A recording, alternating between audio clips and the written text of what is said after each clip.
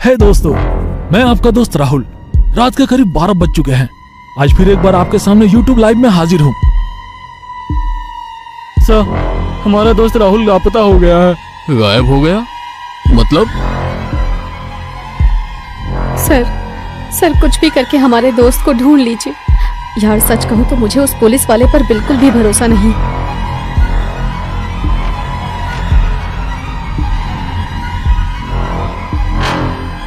हम वहां जाएंगे, पर अपनी सुरक्षा का पूरा ध्यान रखेंगे।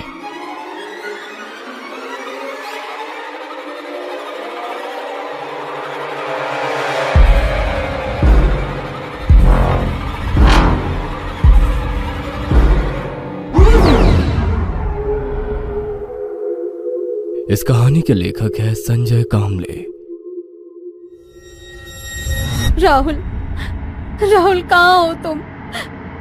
तुम मुझे छोड़कर कहाँ चले गए? राहुल!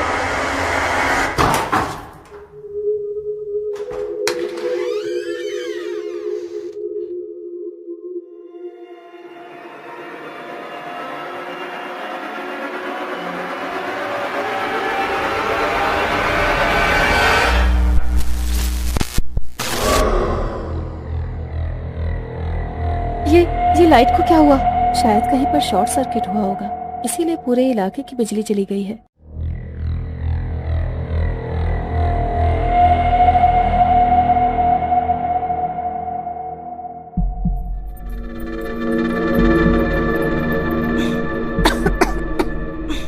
ये क्या हो रहा है और ये जगह कौन सी है?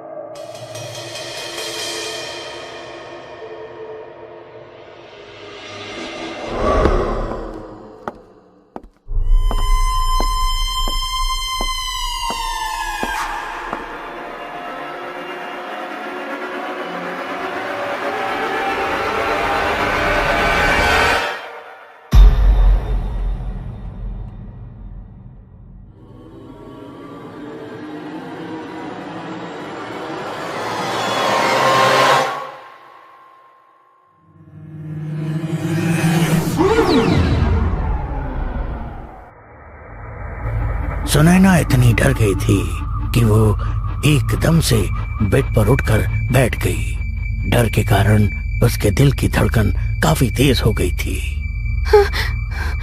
कितना अजीब डरावना सपना था।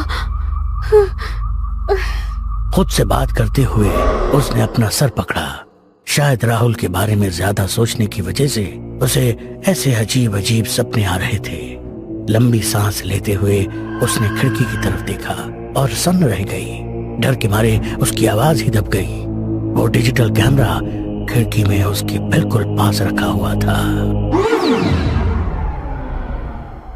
सड़क की दूसरी तरफ मैकडॉनल्ड से कुछ बर्गर और आइसक्रीम लेकर दौड़ता हुआ विवेक सड़क की इस तरफ आ गया।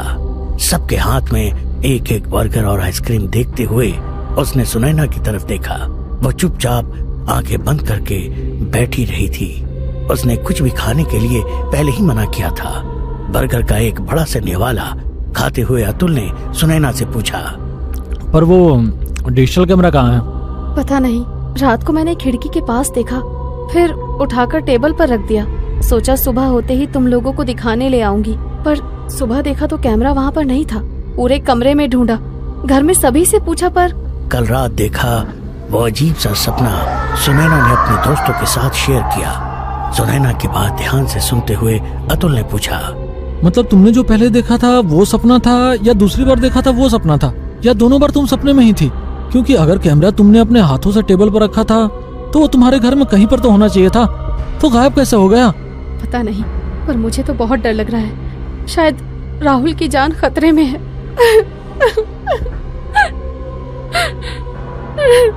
पीछे के सीट पर सचिन के कंधे पर सर रखकर बैठी हुई राधिका ने आइसक्रीम खाते हुए सबसे पूछा, राहुल के बारे में पूछने के लिए उस इंस्पेक्टर ने किसी को कॉल किया था क्या? उसकी बात सुनकर सभी ने नामे गर्दन हिलाया। आगे की सीट पर आंखें बंद कर बैठी सुनैना नाराज होकर बोली, यार सच कहूँ तो मुझे उस पुलिस वाले पर बिल्कुल भी भरोसा नहीं है। मुझे नहीं लगता वो राहुल को ढूंढने की कोशिश भी करेगा। सुनैना की उदासी भरी आवाज सुनकर सचिन ने कहा, क्यों ना हम खुद राहुल को ढूंढने की कोशिश करें? तुम्हारा दिमाग तो ठिकाने है ना? विवेक भी सचिन की बात सुनकर थोड़ा गुस्सा हुआ और सुनैना को उसका आइडिया पसंद आया। झट से अपनी आंखें खोली और पीछे मुड़कर देखते हुए सचिन से पूछा, पर वो कैसे? सुनैना, इसके साथ तू भी पागल हो गई है क्या? हम सब रात उस जगह जाएंगे और राहुल की तलाश करेंगे। सचिन की बात सुनकर राधिका ने गुस्से में आंख बबूला होते हुए जोर से सचिन का हाथ दबाया। हाँ, ताकि वो भूत हमें भी गायब कर दें, है ना? बड़ा ही बेतुका आइडिया है। विवेक दोबारा गुस्सा हुआ। विवेक की बात सुनकर राधिका ने कहा, मुझे लगता है विवेक ठीक ही कह रहा है। हमें उसकी बात मान लेनी चाहिए। चाहे तो हम दोबारा से पुलिस स्टेशन में जाकर उस इंस्पेक्टर से रिक्वेस्ट कर सकते हैं, क्योंकि ये पुलिस का काम है। राधिका की बात सुनकर सचिन ने उसे समझाया, राधिका, राहुल पुलिस का दोस्त नहीं था, बल्कि हमारा दोस्त था। पुलिस को उसकी कोई फिक्र नहीं है। अगर हम दोबारा पुलिस स्टेशन गए तो उस पुलिस वाले को ये भी याद नहीं होगा कि हम पिछली बार किस लिए आए थे। सचिन की बात सुनकर राधिका एकदम से चुप हो गई। उसके पास बोलने के लिए कुछ भी नहीं था। सचिन ने दोबारा अपने दोस्तों की तरफ देखकर कहा, हम वहां जाएंगे, पर अपनी सुरक्षा का पूरा ध्यान रखेंगे। हमारे साथ मोबाइल तो होगा ही, साथ ही 2 एक्स्ट्रा कैमरे और ईयरफोन, जिससे कॉन्फ्रेंस कॉल में हम सभी एक दूसरे से कनेक्ट रहेंगे। साथ ही कुछ और चीज लेकर जाएंगे। सचिन की बात सुनकर अतुल ने पूछा, पर उससे क्या होगा? अपने दोस्तों की तरफ देखते हुए सुनैना ने कहा, इससे हमें ये पता चलेगा कि आखिर उस जगह होता क्या है। सच कहा, हमें ये नहीं पता कि कितने लोग आज तक वहाँ से गायब हो गए हैं। हम इस बात को आज तक एक मनगढ़ंत कहानी के रूप में देखते थे, पर आज हमारा दोस्त सचमुच गायब हो गया है। सचिन को बीच में रोकते हुए राधिका बोली, आई एम सॉरी यार, पर मैं नहीं आ सकती। आप लोगों को मेरे पापा के बारे में पता है ना? राधिका ने इनकार किया, क्योंकि उसके पापा रात भर बाहर रहने की इजाजत नहीं देने वाले थे। उसकी तरफ देखते हुए सुनैना ने कहा, कोई बात नहीं राधिका, हम समझ सकते हैं। सभी की ओर देखते हुए सचिन ने कहा, गाइज, मैं इंटरनेट से उस जगह के और वहाँ के रहने के लिए जो रूल्स हैं, उनके बारे में पूरी जानकारी लेता हूँ। विवेक थोड़ा परेशान हो गया। उसने सबकी ओर देखते हुए कहा, फ्रेंड्स, अगर राहुल को ढूंढना ही है तो रात को ढूंढने की क्या जरूरत है? हम दिन में भी उसे ढूंढ सकते हैं ना? इस घर का पहला नियम है, जो जिस वक्त गायब हो गया है उसे उसी वक्त ढूंढने पर ही मिल सकता है। सुनैना की बात सुनकर विवेक खामोश हो गया। दूसरे दिन पुलिस की वैन उसी बंगले के बाहर खड़ी थी। ड्राइवर सीट पर बैठा हवलदार गाड़ी की खुली खिड़की से ही बंगले के भीतर जाते हुए इंस्पेक्टर साहब और 2 हवलदारों को देख रहा था। पुलिस की टीम उस बंगले का मुआयना करने पहुंची थी। पूरा बंगला छान मारा, एक एक रूम, एक एक कोना अच्छी तरह से देख लिया। काफी अजीब सी जगह थी।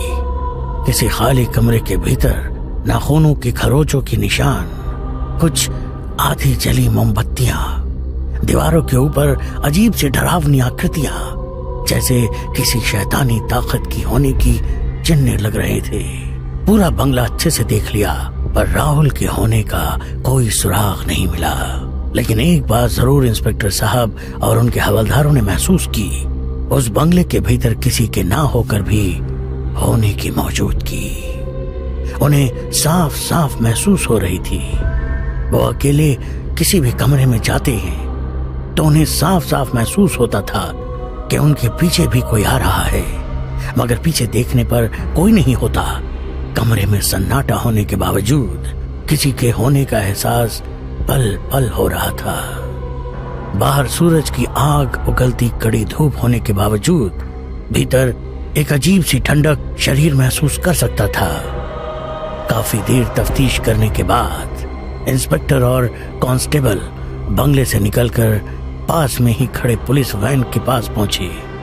दोबारा पीछे मुड़कर बंगले की तरफ देखते हुए कांस्टेबल ने कहा, साहब, ये जगह कुछ अजीब सी लग रही है। इस बंगले के भीतर कुछ भी सामान्य सा नहीं लग रहा था। कांस्टेबल की बात सुनकर इंस्पेक्टर साहब ने भी उस बंगले पर नजर डाली। सही कहा, मैंने इस बंगले की पूरी हिस्ट्री पता कर ली है। किसी दिन इत्मीनान से बात करेंगे। गाड़ी स्टार्ट करते हुए कांस्टेबल ने पूछा, पर कब बताएंगे साहब? अगर दोबारा कोई गायब हो जाता है साहब, उस दिन बताएंगे। हवलदार की बात पर सभी ठहाका मारकर हंसने लगे और उनकी पुलिस वैन जंगल के वीराने में बसे उस बंगले के गेट से बाहर निकलकर सुनसान रास्ते से गुजरने लगी।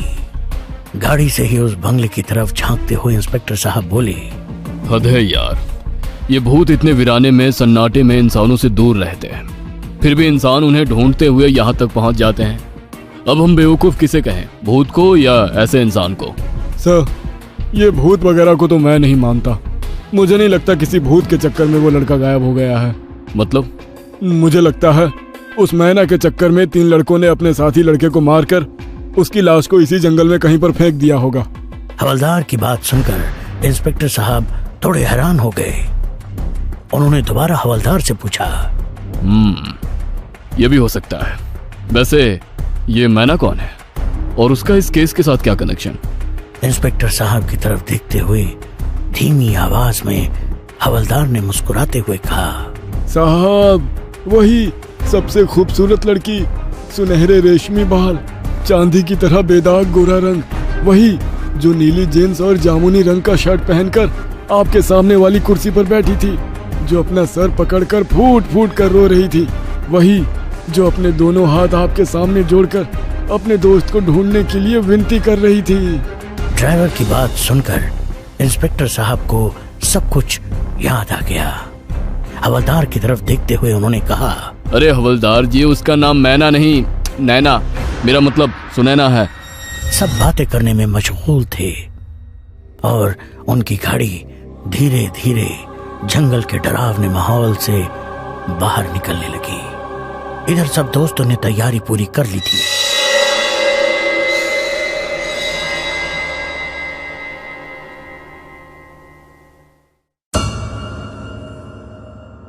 ये कहानी आपको अच्छी लगी हो तो हमें सब्सक्राइब करें, हमारा इंस्टाग्राम और फेसबुक पेज जरूर फॉलो करें। अगर आपके पास ऐसी ही कोई कहानी हो तो हमें कमेंट बॉक्स में भेजें। हम कोशिश करेंगे कि अगली एनिमेटेड स्टोरी आपकी होगी।